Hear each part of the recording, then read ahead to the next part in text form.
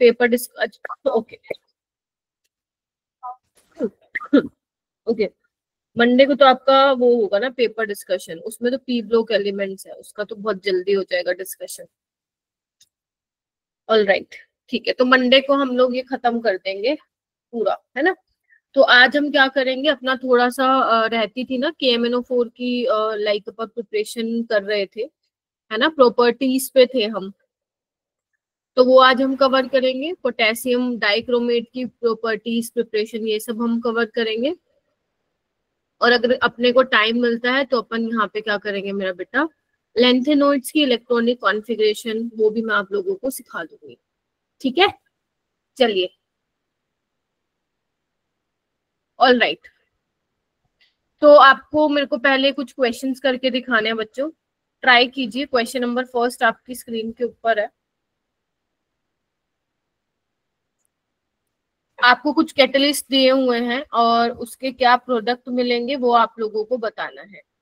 तो ABCD 3 option आपको दिए हुए हैं।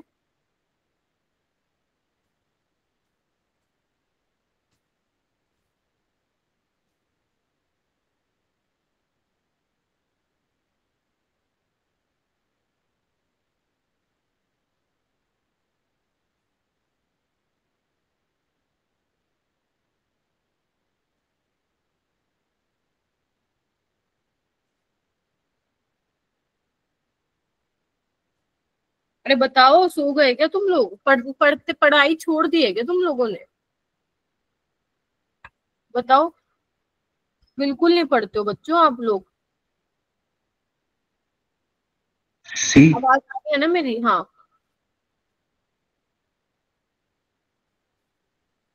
आवाज आ रही है कि नहीं आ रही है मेरी? यस मैम, आ रही है आवाज। Yes ma'am. हाँ अनुज बता बेटा। C option. C option. V2O5 क्या था याद करो, ये कैटलिस्ट की तरह बिहेव करता है कॉन्टेक्ट प्रोसेस में, है ना, जिसमें हम H2SO4 बनाते हैं, ये आपको डायरेक्ट याद रखना है। ये क्या, जिगलर नाटा कैटलिस्ट, जो इथीन को पॉलिथीन में चेंज करता है। आयरन ऑक्साइड किस में यूज होता है? हेबर प्रोसेस में यूज होता है। और बाकी जो बचा है वो लगा दो, ऑप्शन एलिमिनेशन से हो जाएगा आपका ये सवाल।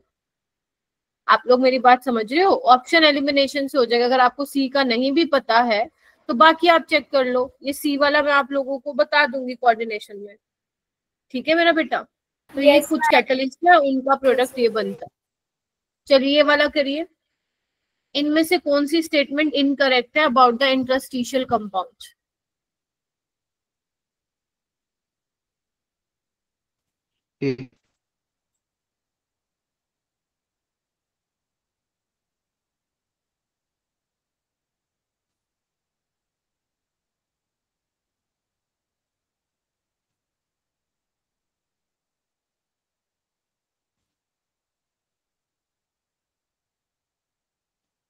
कौन सा ऑप्शन नितान? A option. Very good, A option. क्योंकि इंटरस्टिशियल कंपाउंड्स क्या होते हैं हमारे, केमिकली इनर्ट होते हैं।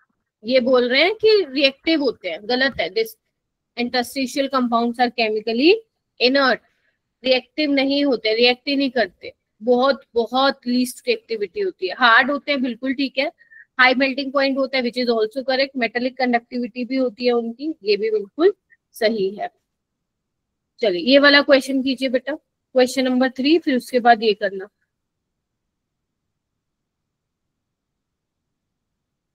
आपको इनकरेक्ट स्टेटमेंट बतानी है।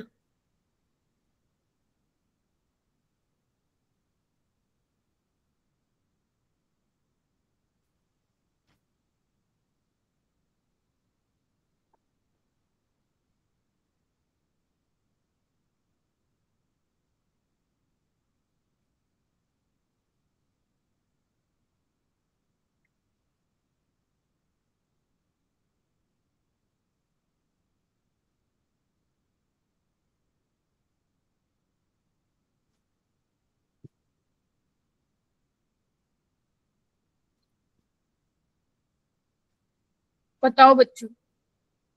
स्नेहा क्या लग रहा है? गुड इवनिंग आर्यांश, क्या लग रहा है स्नेहा? करवाया था ना मैंने कल, ये तो बता दो। KMnO4 और K2MnO4 का बनाया था ना स्ट्रक्चर? Yes, ma'am. हाँ, तो बताओ फिर कौन सा सही है? दोनों टेट्राहेड्रल है? हाँ मैम, टेट्राहेड्रल। यस मैम है। टेट्राहेड्रल ही होंगे मैम दोनों। ठीक है मैम। अच्छा, तो ये तो ठीक है। डी पाई पी पाई बॉन्डिंग होती है, ये भी ठीक है। क्या दोनों पैरामैग्नेटिक है? नहीं, ये डायमैग्नेटिक होता है और ये पैरा होता है, तो यही गलत है, आपसे गलत ही पूछा था। क्लियर है? मैग्नेट आपका जो है ये वाला पोटेशियम मैग्नेट बोल दो या मैग्नेट आयन बोल दो, वो ग्रीन इन कलर होता है, एंड पर मैग्नेट आपका पर्पल इन कलर होता है। ठीक है, चलिए नेक्स्ट बताओ मेरे को क्वेश्चन नंबर 4। आप लोग रिवाइज नहीं करके आते हो, मैं तो थक गई हूँ आप लोगों को बोल बोल के। चलिए, और बच्चों टाइम पे आया करो if you are really serious about your JEE preparation. हाँ, if there is any genuine problem then you can reach out to me कि क्या रीजन है जिसकी वजह से आप लेट आते हो क्लास में, but actually you should come little bit early. Yes, बताइए भाई। When XO2 is fused with alkali metal hydroxide in presence of oxidizing agent, एक डार्क ग्रीन कलर का प्रोडक्ट बनता है जो कि एसिडिक मीडियम में क्या करता है? डिस्प्रोपोर्शनेट करता है। वो X बताना है तुम्हें, क्या होगा बताओ।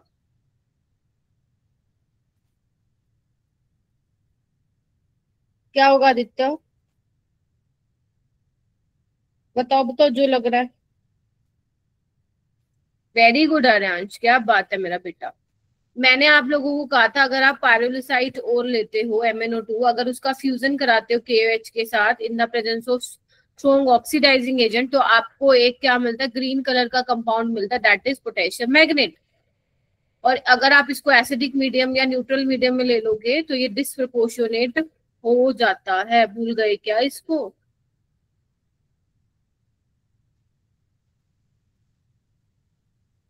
तो ऑप्शन ए इसका क्या होगा? करेक्ट होगा। X क्या रहा होगा? मैग्नीज रहा होगा। ठीक है, चलिए ओके। आइए बच्चों, नेक्स्ट हम करते हैं केमिकल प्रॉपर्टीज, है ना। प्रिपरेशन हमारी हो गई थी, फिर से याद कर लो प्रिपरेशन में क्या बताया था मैंने। क्या बताया था? सबसे पहले क्या लिया था मैंने? MnO2 लिया था, है ना। उसका फ्यूजन करवाया था बेसिक मीडियम में in the presence of strong oxidising agent. फिर हमें दैट इज पोटेशियम मैग्नेट। ठीक है, और अगर आप उसकी रिएक्शन कराते हो न्यूट्रल या एसिडिक मीडियम में तो वो डिस्प्रपोर्शनेट कर जाता है। और ये अच्छा मेथड भी नहीं होता यूज करने के लिए, क्योंकि वहां पे हमें MnO2 एज अ प्रेसिपिटेट मिलता है। ठीक है, तो उसकी जगह आप Cl2 यूज कर सकते हो, ओजोन यूज कर सकते हो, है ना। सबसे अच्छा कौन सा है? इलेक्ट्रोलिटिक ऑक्सीडेशन करा दो। लैब में किसकी हेल्प से आप बना सकते हो? परऑक्सो डाइसल्फेट की हेल्प से बना सकते हो। तो ये हम लोगों ने कल की क्लास में पढ़ लिया था। देखो ये चैप्टर ऐसे मैं फिर बोलूंगी, नहीं पढ़ोगे तो नहीं होगा। ये ऐसा चैप्टर है, नहीं पढ़ोगे तो नहीं होगा मेरा बेटा। ठीक है, चलिए आइए। मैंने आप लोगों को बोला था कि जो एक बार ये बता दो, आवाज आ रही है सबको मेरी? Yes ma'am. Yes ma'am. बहुत अच्छी बात है। मैंने कहा था जो KMnO4 होता है वो क्या होता है? स्ट्रॉन्ग ऑक्सीडाइजिंग एजेंट होता है ना। इन ऑल द मीडियम, कौन कौन से मीडियम मेरा बेटा? आपका एसिडिक मीडियम, बेसिक मीडियम और न्यूट्रल और स्लाइटली अल्कलाइन मीडियम। आपके एनसीईआरटी में जो रिएक्शंस दे रखी है वो एसिडिक मीडियम में दे रखी है और न्यूट्रियोल स्लाइटली अल्कलाइन मीडियम में दे रखी है। तो सबसे पहले मैं एसिडिक मीडियम में बात करूंगी, तो तुम मुझे बताओ एसिडिक मीडियम में MnO4 नेगेटिव किस में चेंज होता है? Mn+2 में होता है। क्योंकि ये स्ट्रॉन्ग ऑक्सीडाइजिंग एजेंट है तो खुद को तो रिड्यूस करेगा और दूसरों को क्या करेगा? ऑक्सीडाइज करेगा। बोलो हाँ या ना। और ऑक्सीडाइज किसको करेगा? अगर I नेगेटिव होगा तो उसको ऑक्सीडाइज कर देगा मेरा बेटा I2 में। देखो ना, -1 से 0 हो रहा है। अगर मेरे पास ऑक्सलेट आयन है दैट इज C2O4 2 नेगेटिव, तो वो ऑक्सीडाइज हो जाएगा C2 में। ये कौन ऑक्सीडाइज कर रहा है मेरा बेटा? KMnO4। सल्फाइड होगा तो सल्फर में ऑक्सीडाइज हो जाएगा। बोलो नाइट्राइट होगा तो नाइट्रेट में हो जाएगा, ठीक है, सल्फाइट होगा तो सल्फेट में चेंज हो जाएगा। देख रहे हो ना आप, ऑक्सीडेशन चेक कर लो, ऑक्सीडेशन स्टेट। अगर Sn+2 में है तो ये Sn+4 में हो जाएगा, ठीक है, इसको हम बोलते हैं स्टेनोसाइन और ये होता है हमारे पास स्टेनिक, ठीक है। उसके अलावा अगर Iron+2 है which is green in colour तो ये ऑक्सीडाइज हो जाता है किसमें मेरा बेटा, Fe+3 में which is yellow in colour. बोलो क्या कहते हो। तो ये कुछ आप लोगों को पता होना चाहिए। अगर पेपर में तुम्हारे सामने आता है कि भाई KMnO4 है, I नेगेटिव, वो किस में ऑक्सीडाइज करेगा, आपको पता होना चाहिए I2 में करेगा। ऑक्सलेट को किस में करेगा, CO2 में करेगा। तो ये आप लोगों को मालूम होना चाहिए। Is that clear. और मैंने आपको कहा था बैलेंसिंग भी चाहिए होगी। बैलेंसिंग मैंने बता दी थी ना आप लोगों को 2 एग्जांपल लेके। तो इनमें बैलेंसिंग रिक्वायर्ड होगी। बैलेंसिंग आप कहाँ सीखते हो, रिडॉक्स रिएक्शन में सीखते हो। मैंने आप लोगों को बता दिया था कैसे बैलेंस करनी है। अगर आपको और एग्जांपल करने हैं तो आप कर सकते हो, आपको बहुत एनसीईआरटी में मिल जाएंगे रिडॉक्स रिएक्शन वाले चैप्टर। तो यहाँ पे देखो ना, एसिडिक मीडियम में क्या हुआ, Fe+2 Fe+3 में चेंज हो गया, और खुद ये किसमें हो गया, Mn+2 में। अच्छा मुझे ये बताओ, एसिडिक मीडियम में N फैक्टर कितना होता था, बताओ N फैक्टर कितने का था एसिडिक मीडियम में, वेरी गुड 5, ठीक है। I नेगेटिव किसमें चेंज हुआ, I2 में। सल्फाइड किसमें चेंज हुआ, सल्फर में। इज दैट क्लियर, बताइए। Yes ma'am. यस मैम, बहुत बढ़िया। उसके बाद कुछ और रिएक्शंस है, कुछ एनसीईआरटी में है, कुछ नहीं है, but they are very very important. सबसे पहले मेरा बेटा, अगर मैं ऑक्सलेट लेती हूँ तो वो ऑक्सीडाइज कर देता है CO2 में, लेकिन अगर ये रिएक्शन आप रूम टेम्परेचर पे करते हो तो काफी स्लो होती है, काफी टाइम लगता है होने में। तो इसको फास्ट करने के लिए हम थोड़ा सा क्या करते हैं, टेम्परेचर ज्यादा रखते हैं। और इन्होंने टेम्परेचर भी यहाँ पे मेंशन किया हुआ है, लेकिन आपको टेम्परेचर याद रखने की जरूरत नहीं है, ठीक है। उसके बाद जैसे ही रिएक्शन आगे प्रोसीड होती है और Mn+2 बनना स्टार्ट होता है, तो Mn+2 क्या करता है, इस रिएक्शन का कैटलिस्ट होता है। इसको हम ऑटो कैटलिस्ट भी बोलते हैं, मतलब खुद बन रहा है और खुद ही कैटलिस्ट की तरह भी बिहेव कर रहा है, समझ रहे हो। तो जैसे जैसे रिएक्शन में Mn+2 बनता जाता है, क्योंकि कैटलिस्ट की तरह बिहेव कर रहा है, तो रिएक्शन को ये क्या कर देता है, और फास्ट करने में हेल्प करता है, और रिएक्शन फॉरवर्ड डायरेक्शन की तरफ मूव करता है, ठीक है जी। उसके बाद है, ये इंपॉर्टेंट एनसीईआरटी की लाइन है, फॉर्मेल्डिहाइड जो होता है, what do you mean by formaldehyde, I hope you all know, HCHO। तो वो किसमें ऑक्सीडाइज हो जाता है, फॉर्मिक एसिड में, HCaOH, ठीक है। लेकिन अगर मान लो तुम HCl HBr और HI ले लोगे तो क्या होगा मैम, तो क्या होगा, वही होगा। अगर I नेगेटिव I2 में चेंज हो रहा है तो Cl नेगेटिव किस में होगा, Cl2 में। Br नेगेटिव किस में होगा, Br2 में।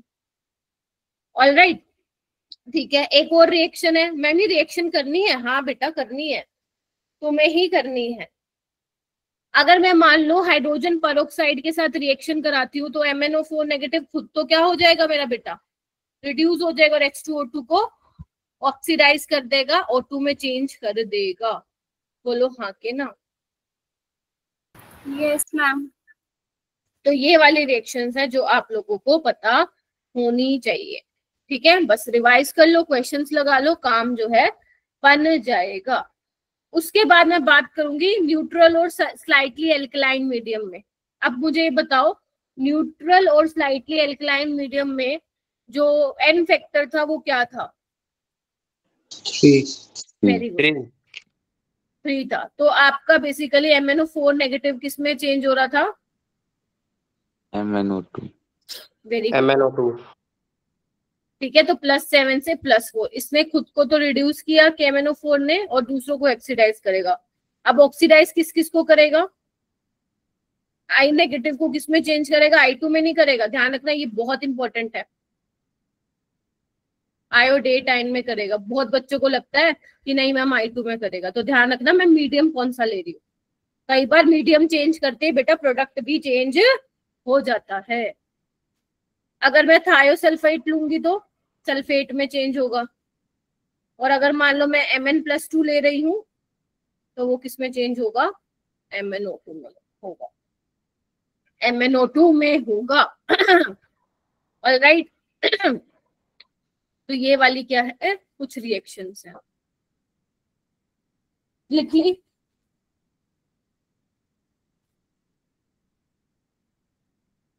लिख ली क्या? Yes ma'am. Yes, ma'am. देखो यस अब ये एनसीईआरटी क्या लिखती है, एनसीईआरटी की तुम्हें बिल्कुल कॉपी पेस्ट नहीं करना है मेरा बेटा, सिर्फ आपको अपने ऐसे शब्दों में लिखना है कि तुम्हें बाद में जब तुम देखो तो ध्यान आए। तो यहाँ पे बोल रहा है फेंटली और न्यूट्रल एल्कलाइन मीडियम में आई नेगेटिव आयोडेट आयन में चेंज हो जाता है। थायोसल्फेट, सल्फेट में अब ये OH नेगेटिव क्यों ले रहे हैं, ये क्या कहते हैं H2O क्यों ले रहे हैं, क्योंकि न्यूट्रल मीडियम की बात की है, राइट। फिर उसके बाद बोल रहे हैं तीसरी वाली रिएक्शन इंपॉर्टेंट है कि अगर आप मैग्नेस साल्ट ले तो मैग्नेस साल्ट बोले जिसमें मैग्नीज +2 में, तो वो क्या करता है, ऑक्सीडाइज कर देता है, ऑक्सीडाइज हो जाता है MnO2 में। और अगर ये रिएक्शन आप कैटलिस्ट की प्रेजेंस में कराओगे तो बहुत ही बढ़िया हो जाएगा। क्यों? क्योंकि रिएक्शन फास्ट हो जाएगी। तो इस रिएक्शन में जहां पे आप मैग्नेस साल्ट लेते हो जो कि ऑक्सीडाइज हो जाता है MnO2 में, तो आप एक चीज नोटिस करिए, +7 से +4 रिड्यूस हो रहा है, लेकिन Mn+2 जो है ऑक्सीडाइज हो रहा है। गेटिंग माई पॉइंट और नो?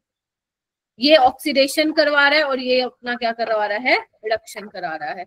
और अगर आप ये रिएक्शन जिंक सल्फेट और जिंक ऑक्साइड की प्रेजेंस में कर लेते हैं मेरा बेटा, तो आपकी रिएक्शन क्या होगी, वहां पे फास्ट हो जाएगी। मैम ये ध्यान रखना है, again I am saying yes. उसके बाद एक इंपॉर्टेंट नोट एनसीईआरटी में लिखा हुआ है कि अगर तुमने बेटा ये लैब में भी की होंगी KMnO4 की टाइट्रेशंस की हैं क्या? यस जो जहाँ पे डार्क पर्पल कलर का KMnO4 आप प्यूरेट में लेते हो, ठीक है। तो अगर आपने नोटिस किया होगा जितनी भी अननोन कंसंट्रेशन पता लगाने के लिए, तो वहां पे आप H2SO4 डाइल्यूट H2SO4 की टेस्ट ट्यूब भर के डालते हो उसमें, ठीक है। अब मैं बोलूं बेटा HCl डाल दो, HCl डाल दो, तो डालोगे क्या? नहीं, आंसर इज नो। ऐसा क्यों होता है मेरा बेटा? अगर तुमने HCl डाल दिया तो HCl क्या करेगा, HCl में Cl नेगेटिव होगा, तो वो किस में ऑक्सीडाइज हो जाएगा, Cl2 में। अब जो तुम एसिड के साथ करा रहे हो KMnO4 की रिएक्शन, वो एसिड तो एसिड बचा ही नहीं, किसमें कन्वर्ट हो गया, Cl2 में। तो अब तुम्हें जो रिजल्ट्स मिलेंगे वो क्या मिलेंगे, सही नहीं मिलेंगे। इसीलिए हम पर मैग्नेट टाइट्रेशंस में HCl को यूज नहीं करते। ठीक है जी, बोलो। Yes, ma'am. Yes ma'am. जैसे एक देखो 2024 में सवाल आया था, देखो नजर मारो।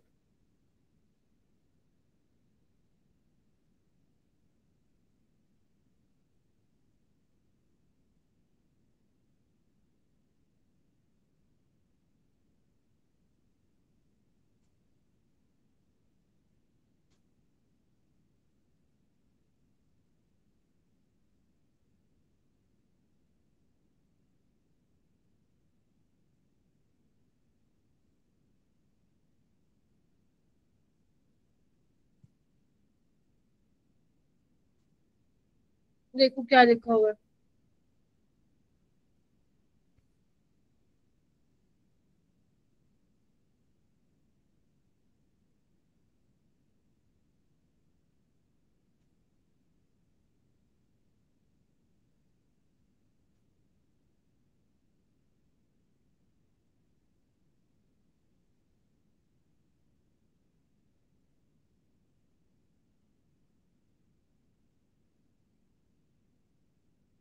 आ रहा है कि नहीं आ रहा?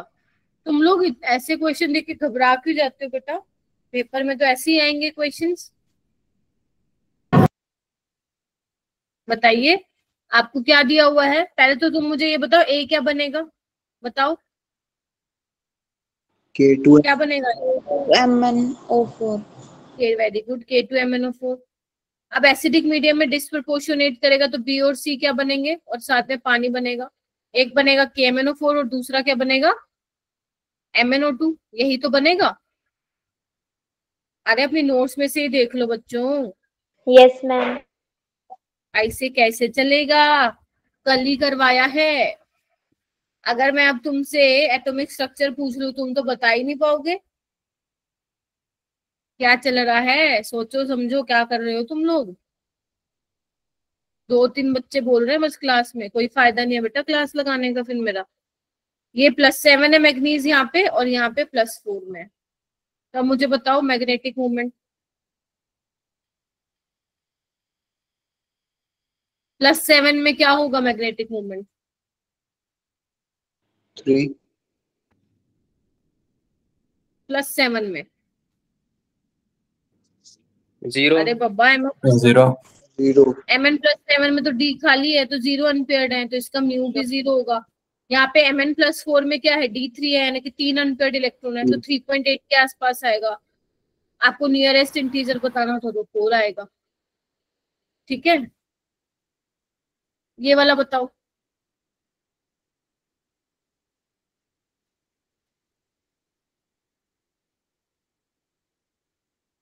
चलो ये आप खुद ट्राई करना, ठीक है, ये मैंने ऑलरेडी बता दिया, आप खुद ट्राई करना कि पी क्या होगा। ये आपको क्या कौन सा मीडियम दिया आपको पहचानना है। फर्स्ट वाला एसिडिक है, दूसरा वाला न्यूट्रल एल्कलाइन मीडियम है, तो आपको पहचानना है पी और क्यू क्या होगा।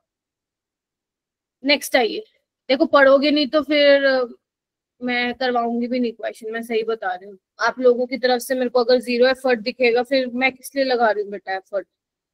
ये वाला भी स्किप कर दो क्योंकि मैंने तुम्हें पोटेशियम डाइक्रोमेट पढ़ाया नहीं है, आप ये वाला करेंगे बेटा। ये वाला सवाल, कितने नंबर ऑफ मोल्स चाहिए मेरे को KMnO4 के, ताकि वो 1 मोल सल्फाइड चेंज हो जाए, 1 मोल सल्फाइड चेंज हो जाए सल्फेट आए। आपको ये बताना बेटा।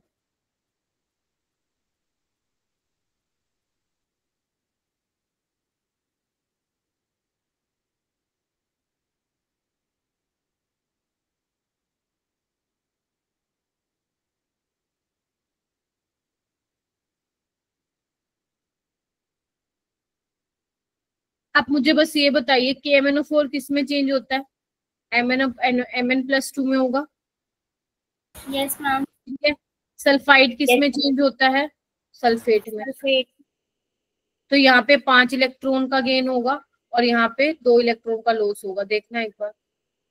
Yes ma'am. क्योंकि यहाँ ये +4 में +6 में। ठीक है जी, अब आप क्या करोगे? इलेक्ट्रॉन को बराबर करने के लिए इसको 2 से मल्टीप्लाई कर दो, इसको 5 से कर दो, तो देखना एक बार क्या होगा।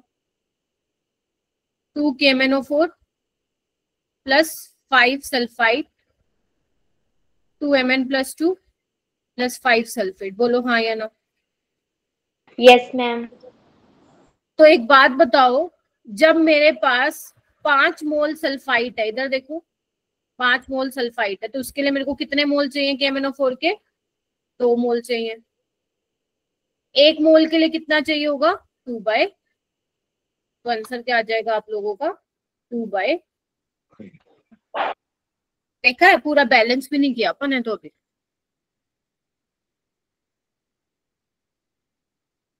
तो ऐसे सवाल भी पेपर में पूछे जाते हैं और जा चुके हैं, पहले पूछे जा चुके हैं बेटा ऐसे। तो आपको ये पता होना चाहिए एन फैक्टर क्या होगा, आपको ये पता होना चाहिए मेरा बेटा किसमें कन्वर्ट हो रहा है ना, और आपको इस तरीके से फिर उसको सोल्व करना। नेक्स्ट हेडिंग डालेंगे सारे बच्चे, पोटेशियम डाइक्रोमेट डालो। पोटेशियम डाइक्रोमेट क्या होता है? K2Cr2O7। ठीक है, orange Yes. Red orange colour के क्रिस्टल्स होते हैं, दिख रहा होगा तुम लोगों को फोटो में। रेड ऑरेंज कलर के क्या होते हैं? क्रिस्टल्स होते हैं। और जो मैंने ये पत्थर सा दिखा रखा है, पत्थर है क्या है ये तुम्हारा? ये है आयरन क्रोमाइट। क्या है? आयरन क्रोमाइट, या क्रोमाइट और भी बोल सकते हो, FeCr2O4। मैम इसका फॉर्मूला याद रखना है, बिल्कुल याद रखना है, जो जो मैं पढ़ा रही हूँ सब याद रखना है। मैं जितना भी पढ़ा रही हूँ बेटा आप लोगों को हर चैप्टर में, उतना ही आप लोगों को करना है। अगर आप उतना कर सकते हो तो ही सोचना कि क्वेश्चन अटेम्प्ट हो पाएगा पेपर।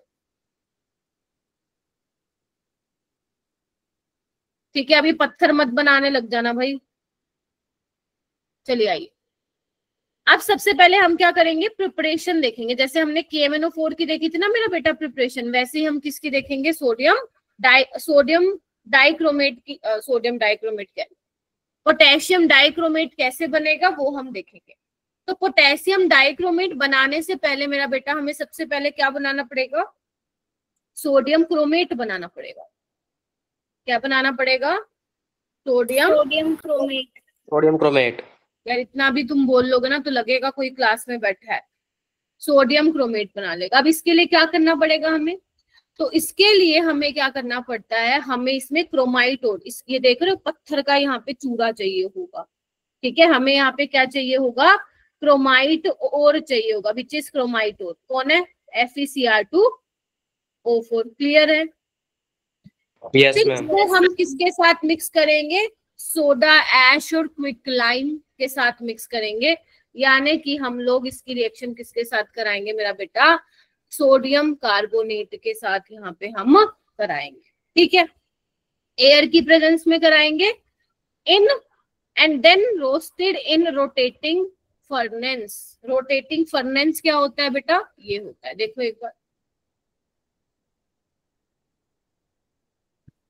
देख पा रहे हो सारे बच्चे? Yes, yes ma'am. Yes, ma'am. वो आपको क्या दिख रहा है, ये क्या दिख रहा है आप लोगों को, ये आपके पास है क्रोमाइट और सोडियम सोडियम क्रोमेट। ये आपके पास क्रोमाइट और वो क्या है, सोडा ऐश है, देख रहे हो। तो यहाँ पे हो क्या रहा है, आपको क्या लेना है, क्रोमाइट और लेना है, soda ash in the presence of oxygen. तो आपको क्या मिलने वाला है यहाँ पे, सोडियम क्रोमेट। और जो सोडियम क्रोमेट है देखो मास कैसा येलो कलर का दिख रहा है तुम लोगों को, ये देखो। Yes, ma'am. Yes ma'am. Yes, तो येलो कलर किस वजह से आया है, ये सोडियम क्रोमेट बनने से ही उसका येलो कलर आया है। और ये क्या होता है मेरा बेटा, वाटर सोलुबल होता है, मतलब पानी में सोलुबल होता है। पानी में मिलाओगे तो सोलुबल हो जाएगा, डिसोल्व हो जाएगा। लेकिन इसके साथ CO2 गैस एस्केप हो रही है, साथ ही साथ हमें फेरिक ऑक्साइड के प्रेसिपिटेट भी मिलेंगे, जो कि क्या होते हैं बेटा, वाटर इनसोलुबल होते हैं। पानी में मिलाओगे तो सोलुबल नहीं होंगे। ठीक है। ये रिएक्शन Yes, ma'am. बहुत बहुत बहुत बहुत इंपॉर्टेंट है, समझ गए। बहुत बार लगा दिया मैंने, मतलब हद ज्यादा इंपॉर्टेंट है ये। पहले क्या हुआ, हमने क्रोमाइट और लिया, ठीक है, सोडा ऐश लिया इन द प्रेजेंस ऑफ एयर, हमारा क्या बना मेरा बेटा, सोडियम क्रोमेट बना, जिसका येलो कलर होता है। साथ ही साथ CO2 गैस निकलेगी और उसके साथ साथ हमें एक क्या मिलेगा, फेरिक ऑक्साइड भी मिलेगा, जो कि क्या होगा, वाटर में सोलुबल नहीं होगा। तो अब होगा क्या मेरा बेटा, जो वो येलो मास हमें मिला है, हम क्या करेंगे, उसको क्या करेंगे, उसको छान लेंगे फिल्टर पेपर की हेल्प से, ठीक है। तो क्या करेंगे, अगर आप फिल्टर पेपर की हेल्प से उसको छान लोगे तो होगा क्या, बोलो। सोडियम क्रोमेट तो अलग मिल जाएगा, वेरी गुड, सोडियम क्रोमेट तो अलग मिल जाएगा। और हमें जो नहीं चाहिए, क्योंकि वो वाटर में सोलुबल ही नहीं, अगर मान लो तुम इनको वाटर में मिला दोगे तो ये तो सोलुबल हो जाएगा। फिल्टर पेपर के थ्रू इसको फिल्ट्रेट कर ले, मतलब अलग कर लेना, तो ये फिल्ट्रेट हो गया और ये क्या रह जाएगा, ऊपर ही रह जाएगा फिल्टर पेपर पे, है ना, in the form of precipitate. बोलो क्या कहते हो? Yes, ma'am. Yes, ma'am. और हमें किससे लेना देना है, हमें लेना देना है हमारे फिल्ट्रेट से, क्योंकि इसी से ही हम क्या बनाएंगे, पोटेशियम डाइक्रोमेट बनाएंगे। तो हम कैसे बनाएंगे, पहले हम देखो कैसे चलता है, सुनना पहले क्रोमाइट और होता है, एक मिनट बेटा, पहले हम क्रोमाइट और लेते हैं, उससे हम सोडियम क्रोमेट बनाते हैं, ठीक है। फिर सोडियम क्रोमेट से हम क्या बनाएंगे, सोडियम डाइक्रोमेट बनाएंगे, है ना। फिर यहाँ से सोडियम डाइक्रोमेट से क्या बनेगा मेरा, फाइनली पोटेशियम डाइक्रोमेट है। तो हमारा इतना काम तो हो गया। अब यहाँ से आगे जाने के लिए क्या करना है, हमें यहाँ से आगे जाने के लिए इसकी रिएक्शन करवानी पड़ती है कॉन्सनट्रेटेड सल्फ्यूरिक एसिड। मतलब जो तुम्हारा ये बना है ना, उसके अंदर तुम क्या डालोगे, कॉन्सनट्रेटेड सल्फ्यूरिक एसिड डालोगे ड्रॉप वाइज। फिर तुम्हें क्या मिलेगा, उससे सोडियम डाइक्रोमेट वहां पे मिलेगा। क्या मिलेगा मेरा बेटा, सोडियम डाइक्रोमेट वहां पे मिलने वाला है। ऑलराइट, अब सोडियम डाइक्रोमेट तो मिल गया, लेकिन हमें क्या चाहिए, पोटेशियम डाइक्रोमेट। तो हम क्या करते हैं, ध्यान रखना, अभी तुम्हारा सोल्यूशन क्या है, गर्म है ना, क्योंकि कंसंट्रेटेड HCl के साथ कराया।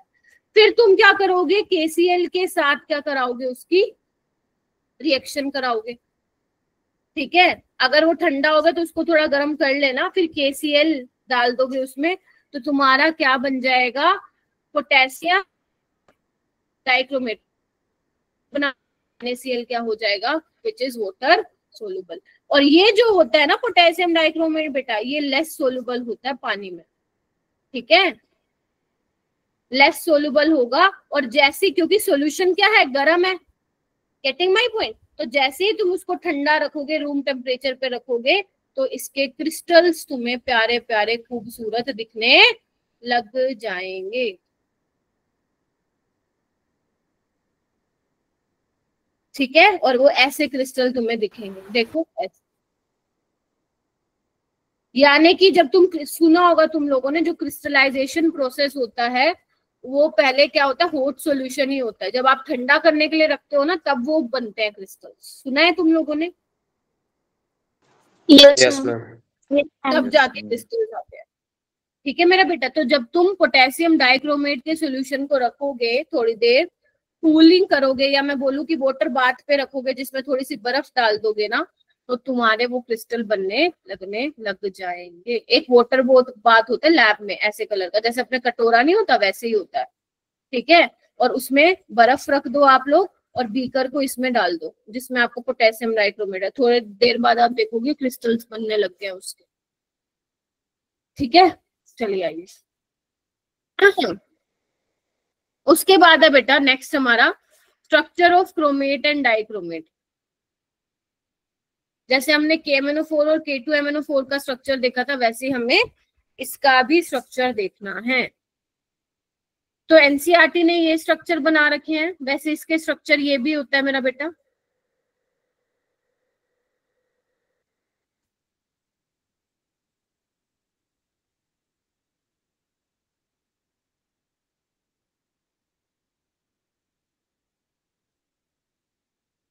टू नेगेटिव है ना,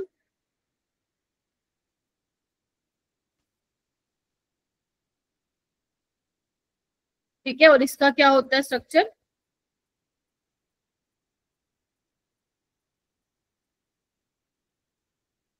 ये, ठीक है। और NCERT ने कौन सा स्ट्रक्चर बना रखा है, ये वाला। तो कोई बात नहीं, जो NCERT ने बोला है वो भी कोई दिक्कत नहीं है, ठीक है। तो इसमें क्या क्या बातें हमें ध्यान रखनी है मेरा बेटा। पहला, क्रोमियम की ऑक्सीडेशन स्टेट क्या होगी, मुझे बताइए। क्रोमियम की ऑक्सीडेशन स्टेट बताओ मेरे को।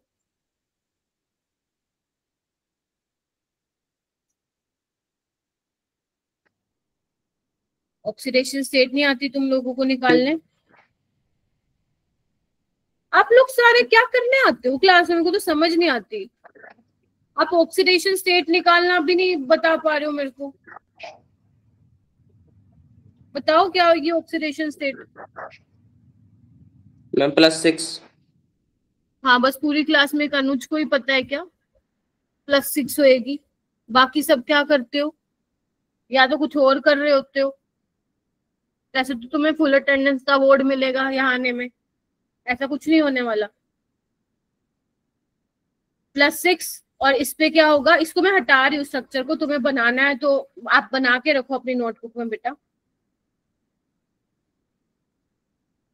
ठीक है। Cr2O7 बताओ इसमें कितना होगा डाइक्रोमेट आयन में क्रोमियम की ऑक्सीडेशन स्टेट।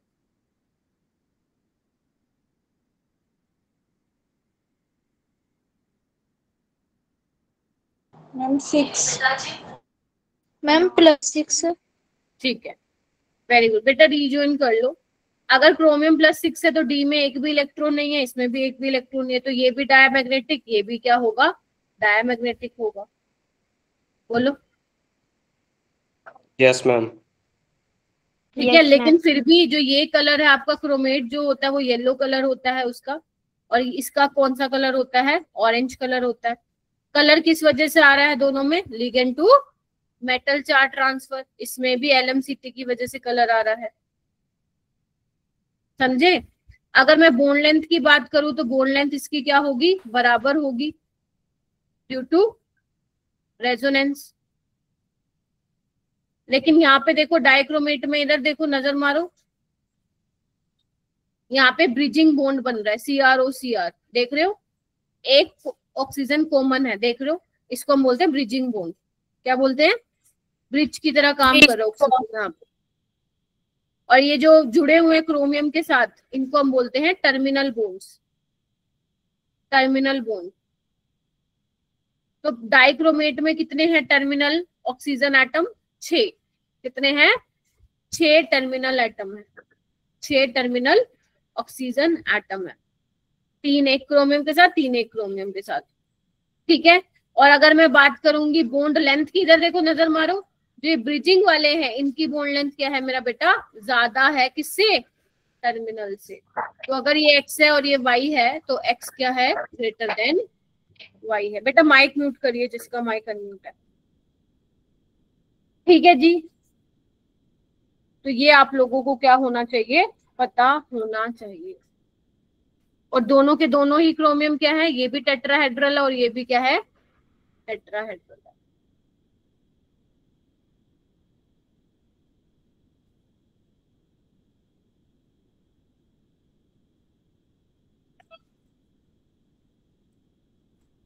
पढ़ोगे तो आसान लगेंगी चीजें।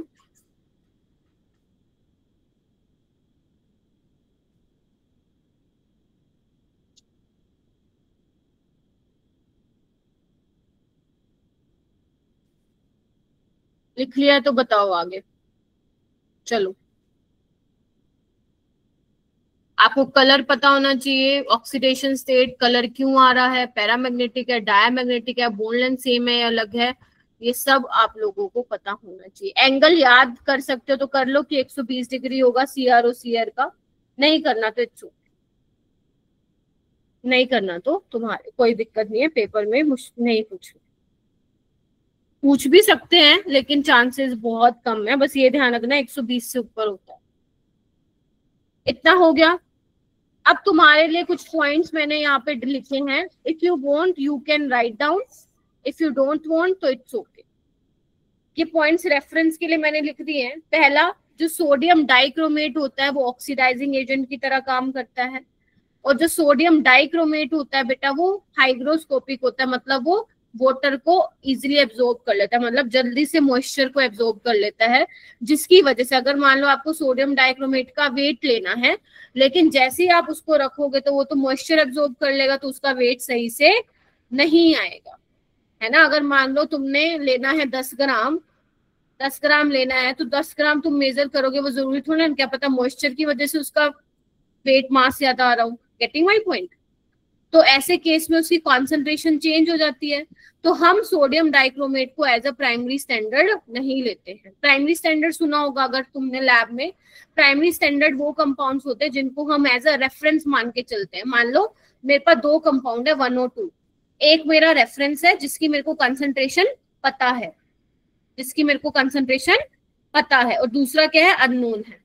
तो इस रेफरेंस के रिस्पेक्ट में मुझे इसकी अननोन की निकालनी है, तो हमें कोई ऐसा रेफरेंस लेना पड़ेगा जिसकी कॉन्सेंट्रेशन हमें सही से पता हो। तो सोडियम डाइक्रोमेट आप नहीं यूज कर सकते हो एज अ रेफरेंस। तो क्या कर सकते हो? पोटेशियम डाइक्रोमेट कर लो, वो मॉइस्चर एब्जॉर्ब नहीं करता तो उसकी कॉन्सेंट्रेशन में चेंज नहीं आएगा, तो you can use potassium dichromate as a standard, primary standard. ठीक है जी। फिर बोलते हैं जो पोटेशियम डाइक्रोमेट है वो ऑक्सीडाइजिंग एजेंट की तरह तो काम करता है, लेकिन सिर्फ कौन से मीडियम में बेटा? Acidic medium. एसिडिक मीडियम में। जबकि हमारा जो KMnO4 था वो सारे मीडियम में एसिडिक मीडियम की तरह सारे मीडियम में ऑक्सीडाइजिंग एजेंट की तरह बिहेव करता था। यहाँ पे भी क्या होगा मेरा बेटा? जो पोटेशियम डाइक्रोमेट अगर आप लेते हो, अगर आप सॉल्यूशन को एसिडिफाई करना चाहते हो तो आप इसमें क्या यूज करते हो? सिर्फ डाइल्यूट H2SO4 ही आप यूज कर सकते हो। क्यों?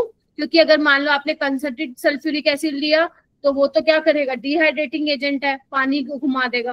ठीक है, रिमूवल ऑफ वाटर, पानी खत्म कर देगा। अगर आप डाइल्यूट या कंसंट्रेटेड नाइट्रिक एसिड लेते हो तो खुद ऑक्सीडाइजिंग एजेंट की तरह बिहेव कर जाएंगे, है ना। पोटेशियम डाइक्रोमेट को धक्का मारेंगे, कहेंगे हम बनेंगे ऑक्सीडाइजिंग एजेंट, हो गया फिर तो काम। और अगर मैं बात करूं HCl, HBr, HI, ये रिड्यूसिंग एजेंट है।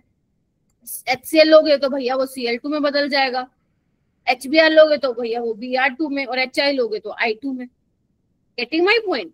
तो इसीलिए आप क्या यूज करोगे? डाइल्यूट H2SO4 यहाँ पे यूज करोगे। ठीक है, बोलो। Yes ma'am.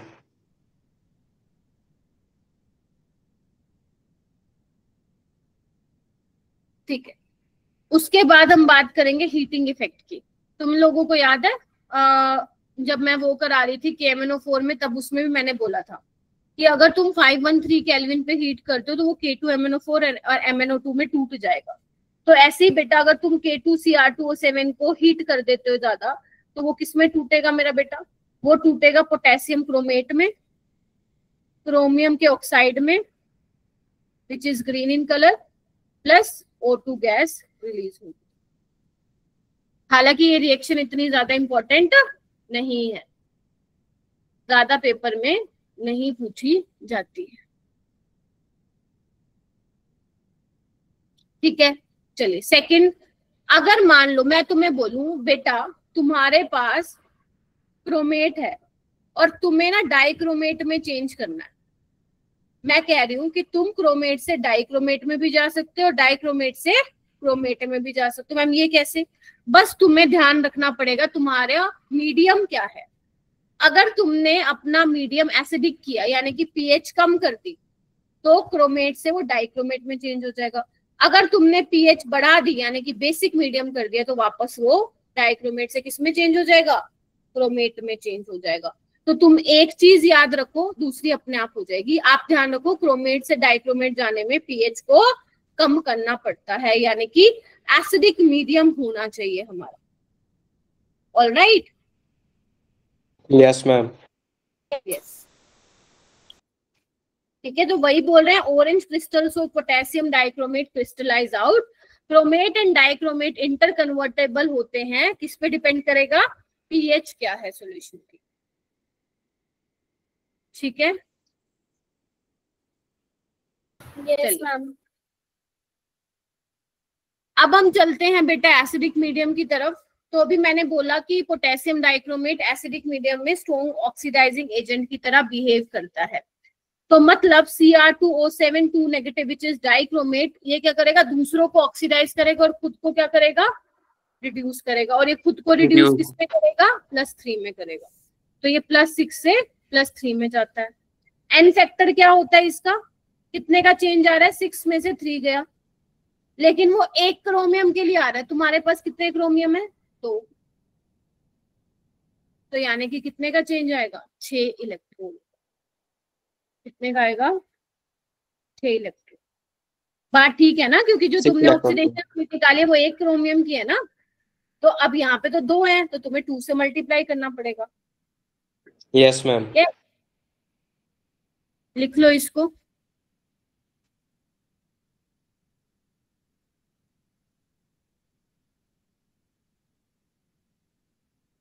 देखो जैसे इसमें क्या बोला हुआ है, पढ़ना एक बार मेरे कहने पे पढ़ो कि जो सोडियम और पोटेशियम डाइक्रोमेट होते हैं वो ऑक्सीडाइजिंग एजेंट होते हैं, लेकिन जो सोडियम आपका डाइक्रोमेट है वो सोल्यूबल होता है, हमें पता है। ठीक है, पोटेशियम डाइक्रोमेट को हम as a primary standard use करते हैं वॉल्यूमेट्रिक एनालिसिस में, ठीक है, टाइट्रेशन में। तो बेसिकली वो क्या करेगा? खुद को क्या कर देगा? रिड्यूस कर देगा, है ना। और तुम बैलेंस भी कर सकते हो इसको, देखना एक बार। कितने ऑक्सीजन की कमी है? राइट हैंड साइड 7, उतने ही पानी के मॉलिक्यूल लगा दो। कितने हाइड्रोजन की कमी है? लेफ्ट हैंड साइड 14, उतने ही तुम क्या लगा दो?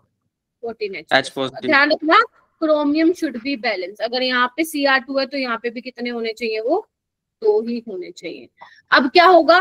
I नेगेटिव को वो किस में चेंज कर देगा? I2 में। सेम सल्फाइड सल्फर में चेंज हो जाएगा, स्टेनस स्टेनिक में, Fe+2 Fe+3 में, मतलब फेरस फेरिक में चेंज हो जाएगा। बस खत्म। कुछ था क्या इसमें? कुछ भी नहीं था, कुछ भी नहीं था।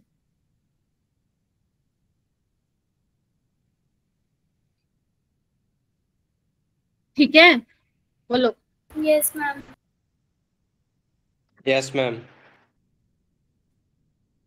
ओके, अब एक होता है तुम्हारा मेरा बेटा, इस पे यहाँ पे लिखो मोस्ट मोस्ट मोस्ट इम्पोर्टेंट। जब 2025 का पेपर हुआ था ना, पता नहीं एग्जामिनर को इससे क्या प्यार था। क्रोमाइल क्लोराइड टेस्ट है बेटा, बहुत सवाल आए थे, बहुत सवाल। और मैंने इवन डीपीपी में भी बहुत सवाल डाले हैं। तो ये क्रोमाइल क्लोराइड टेस्ट किसके लिए होता है बेटा? क्लोराइड की डिटेक्शन के लिए। किसके लिए?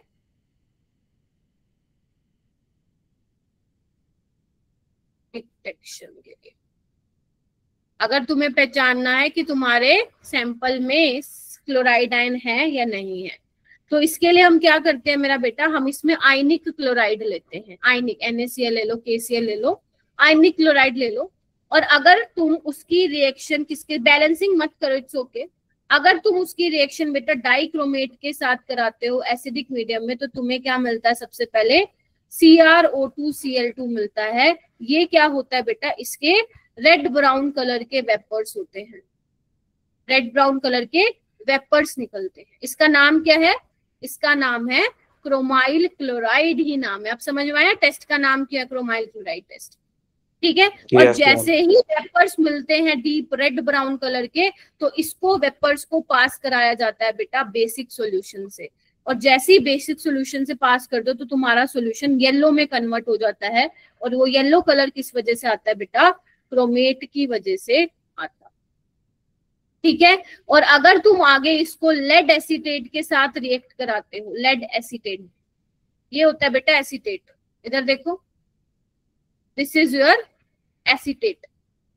जैसे मैं यहाँ पे सोडियम लगा दूं तो सोडियम एसीटेट बन जाएगा, लेड लगा दूं तो लेड एसीटेट, ठीक है। तो लेड यहाँ पे +2 में है, तो आपका क्या होता है, आपको बहुत अच्छे येलो कलर के, पीले कलर के प्रेसिपिटेट मिलते हैं, जो किसकी वजह से होते हैं, लेड क्रोमेट की वजह से होते हैं। अगर तुम्हारे येलो प्रेसिपिटेट आ जाते हैं तो मतलब आपके सैंपल में क्या है, क्लोराइड आयन है। इसका मतलब तुम्हारा जो क्रोमाइल क्लोराइड टेस्ट है वो क्या है बेटा, पॉजिटिव है। क्या किया तुमने, सबसे पहले आयनिक कंपाउंड लिया है, कोई आयनिक कंपाउंड होना चाहिए तभी आप डिटेक्ट कर पाओगे, है ना। Ionic compound should be there, है ना, Cl नेगेटिव होना चाहिए अलग से। फिर आप डाइक्रोमेट के साथ कराओगे एसिडिक मीडियम में, तो आपको क्रोमाइल क्लोराइड के रेड ब्राउन वेपर्स मिलेंगे। फिर NaOH सॉल्यूशन से पास करवाओगे तो आपको येलो कलर मिलेगा, और वो येलो कलर किसकी वजह से आ रहा है बेटा, क्रोमेट की वजह से। एंड फर्दर अगर आप उसमें लेड एसीटेट डाल देते तो आपको बड़े ही सुंदर येलो कलर के क्या आ जाते हैं मेरा बेटा, प्रेसिपिटेट आ जाते हैं। और इसमें जो आप H+ यानी कि जो एसिडिक मीडियम ले रहे हो, उसमें जो एसिड लेते हो आप क्या लेते हो, कंसंट्रेटेड सल्फ्यूरिक एसिड लेते हो। और रेड ऑरेंज कलर के, यहाँ पे आप रेड ब्राउन की जगह रेड ऑरेंज आप लिख लो, रेड ऑरेंज कलर के वेपर्स आपको देखने को मिलते हैं, ठीक है जी। ये है तुम्हारा क्रोमाइल क्लोराइड टेस्ट। अब बेटा ऐसे कौन से कंपाउंड है जो क्रोमाइल क्लोराइड टेस्ट नहीं देते, जो कोवलेंट कुछ ऐसे भी है मेरा बेटा जो आपके क्रोमाइल क्लोराइड टेस्ट को नहीं देते हैं। ऐसे कौन से कंपाउंड है, ऐसे हैं, लिखो, AgCl है, मैं लिखवा देती हूँ, एक सेकंड। कौन से हैं जो नहीं देते मेरा बेटा, ऊपर लिखवा रही हूँ मैं, AgCl नहीं देते, कोवलेंट कंपाउंड है इसलिए नहीं देगा। PbCl4 कोवलेंट है, नहीं देगा। SnCl4 नहीं देगा। Hg2Cl2 नहीं देगा। HgCl2 नहीं देगा। ये कुछ याद रखो आप, स्पेसिफिक कंपाउंड्स ये नहीं देंगे, ठीक है। इसको कैसे याद रखोगे, अजी सुनो प्यार हो गया, या एक काम करो, इस ट्रिक को याद रखने के लिए आप ऐसे कर लो, पहले यहाँ पे टिन वाला लिख लो, PbCl4, अजी सुनो प्यार हो गया, हो गया यानी कि मरकरी का क्लोराइड आ जाएगा आपका, ठीक है। तो ये वाले तुम्हारे क्रोमाइल क्लोराइड टेस्ट नहीं देंगे,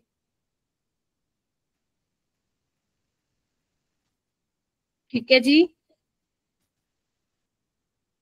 यस मैम।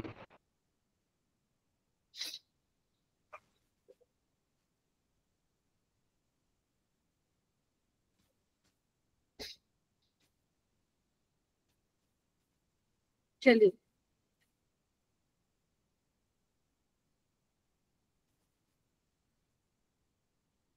ये आपको क्या करना है बेटा, ये रिएक्शन एक बार आपको रीड करनी है घर पे, ठीक है।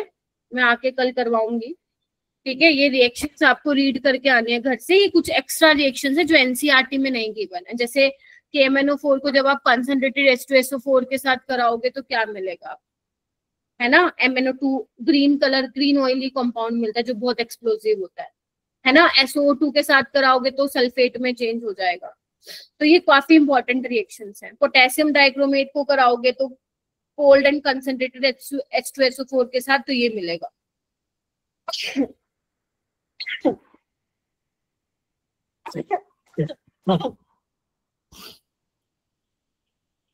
तो ये काफी इंपॉर्टेंट है। नहीं बेटा, उसके लिए आगे जो आपका कंफर्मेटरी टेस्ट होता है, सॉरी, जो कंफर्मेटरी टेस्ट होता है वो भी करना पड़ता है आपको कंफर्म करने के लिए। तो वो कब होगा? जब आप लेड एसीटेट के साथ ट्रीट करवाओगे।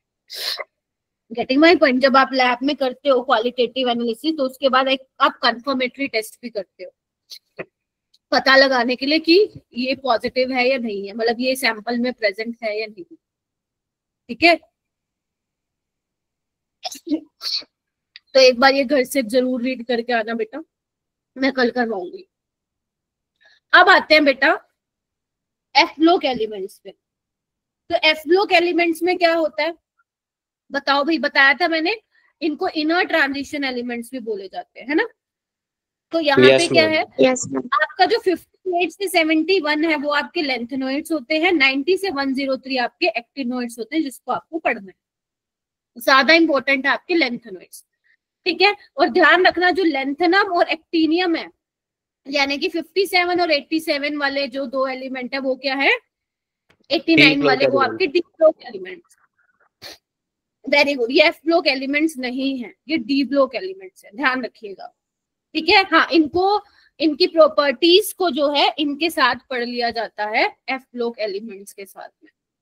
ठीक है, आज मैं तुम्हें क्या सिखाऊंगी, लेंथेनोइड्स को कैसे याद करना है। ठीक है, तो ये आपके लेंथेनोइड्स है मेरा बेटा, ये आपके लेंथेनोइड्स है। ठीक है, कैसे याद करोगे? चलो लिखो पहले। ला, मैं आपको वो लिखवा रही हूँ ट्रिक। ला चिक्की परी ने प्रेम सम्मान से यूं घड़ी तुम्हें दी है और को मैं ऐसे लिखूंगी, और तुम ये भी लौटा रही हो। आई नो मुश्किल है बट हो जाएगी डन, क्योंकि फर्स्ट टाइम पढ़ रहे हो ना। फर्स्ट टाइम जब मैंने पढ़ी थी मुझे भी नहीं हुई थी यार, जब 2-3 बार पढ़ा था ना तो हुई थी। ला मतलब क्या है बेटा? लेंथेनम। आपको नाम नहीं याद होते, इट्स ओके, आपको सिंबल जरूर याद होने चाहिए। ला चिक्की, ये मतलब सी मतलब सीरियल। परी मतलब प्रसियोडाइनियम। ने एंडी नियोडाइनियम। प्रेम प्रमोथियम। सम्मान से एसएम समेरियम। से यू यानी कि यूरोपियम। यूं घड़ी यानी कि जीडी गैडोलिनियम। तुम्हें यानी कि टीबी टर्बियम।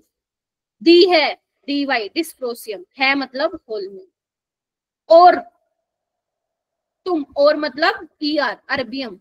और तुम टीएम, ध्यान रखना टीएम ऊपर टीबी था, टीएम थूलियम। ये भी यानी कि वाई बी ये टर्बियम।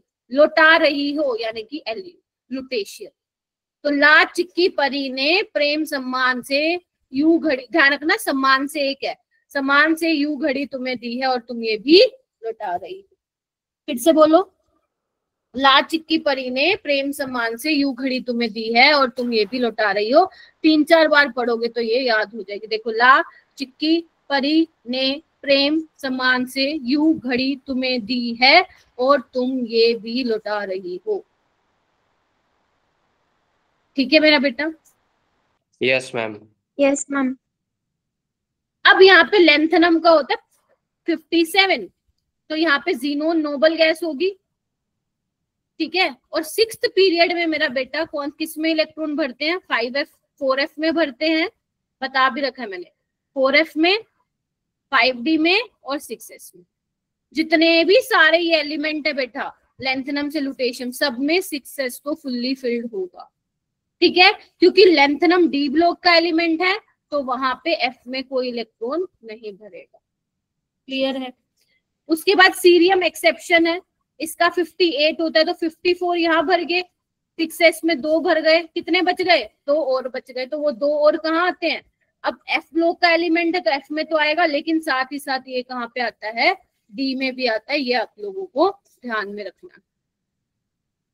बाकी कोई नहीं, बाकी सब ठीक है। देखो देखो लेंथनम दिख रहा है सबको, लेंथनम La। उसके बाद सीरियम जो आपको याद रखना है 4f1 5d1। उसके बाद है प्रोसियोडाइमियम, कितना होता है 59। तो जो 3 इलेक्ट्रॉन आएंगे after the filling in 6s, तो वो बच्चे के बच्चे 3 इलेक्ट्रॉन कहाँ आ जाएंगे 4f में। नियोडाइमियम 4f में 4, प्रोमोथियम में 4f5, समेरियम में 4f6, यूरोपियम में 4f7।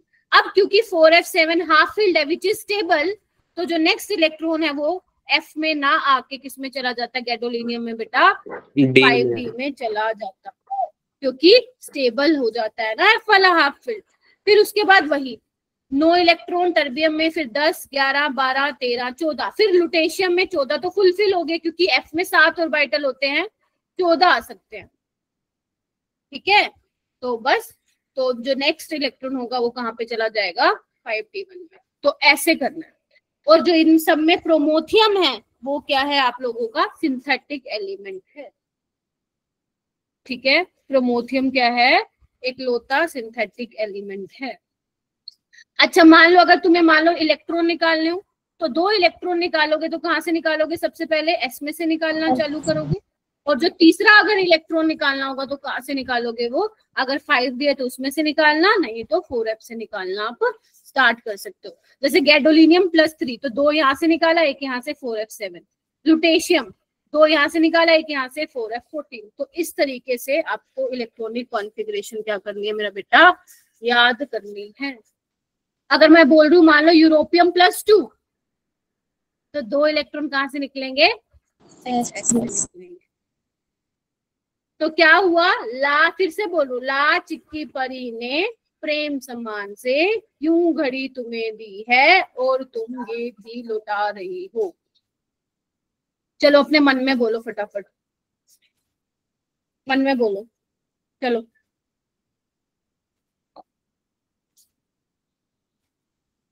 बोल दिया हो तो बता देना।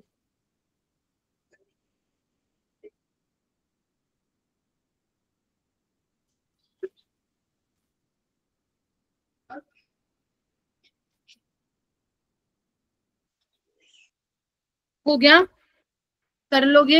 Yes ma'am. जैसे ये वाला क्वेश्चन आया था, इसको ट्राई करने का। ये वाला क्वेश्चन आया था तुम्हारा JEE 2025 में, हैंड रेज कर लेना, हो जाएगा तो।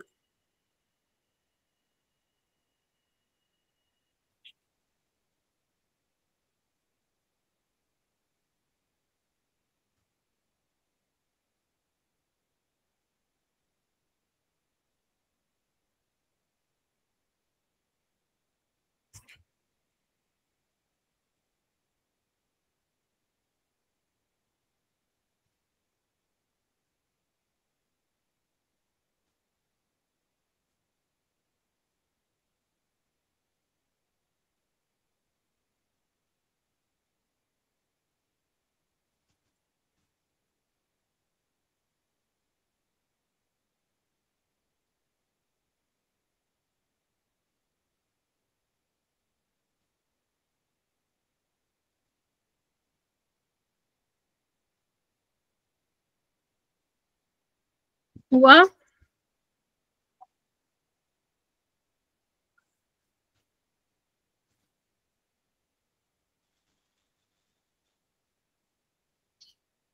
बताओ क्या होगा ऑप्शन, डी बोलो। Ma'am D option. Ma'am D बताओ option. Fourth option. Yes, ma'am. Yes ma'am. Yes ma'am. Yes. Very good, क्योंकि यहाँ पे आपसे पूछा है 4f7 किसका होगा, तो यूरोपियम में होगा, +2 में 4f7 गैडोलिनियम में होगा, बाकी किसी में नहीं होगा। तो आंसर क्या आएगा, ठीक है जी, बोलो। Yes, ma'am. ठीक है, ऑलराइट, तो बस आज इतना ही करते हैं। नेक्स्ट क्लास में हम फिर इस चैप्टर को खत्म करेंगे जहाँ पे हम लैंथेनोइड्स की प्रॉपर्टीज करेंगे, मतलब जिसमें हम ऑक्सीडेशन स्टेट भी देखेंगे, है ना, वो सब हम देखेंगे। और एक्टिनोइड्स में भी आप लोगों को एक्टिनोइड्स की इलेक्ट्रॉनिक कॉन्फ़िगरेशन में बता दूंगी याद कैसे करते हैं, लेकिन वो पेपर में मुश्किल ही पूछा जाएगा। तो एक्टिनोइड्स बहुत छोटा ऐसा है और डीएनएफ लो के कुछ यूजेस हैं, तो आप लोगों का आराम से 1-1.25 घंटे में चैप्टर कंप्लीट हो जाएगा। और फिर हम फाइनली स्टार्ट करेंगे नेक्स्ट क्लास, यानी कि ट्यूसडे से कोऑर्डिनेशन कंपाउंड्स। ठीक है, और Yes, आपको ma'am. असाइनमेंट भी मिलेगा, वो भी आप जरूर सोल्व करेंगे, क्योंकि अभी 2 असाइनमेंट और मिलेंगे डी ब्लॉक के।